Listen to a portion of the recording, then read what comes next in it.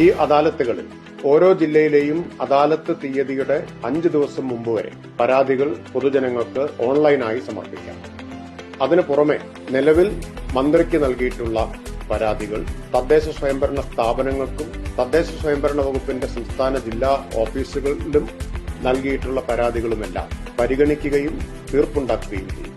ഈ അദാലത്തിന്റെ സൗകര്യം എല്ലാവരും ഉപയോഗപ്പെടുത്തും.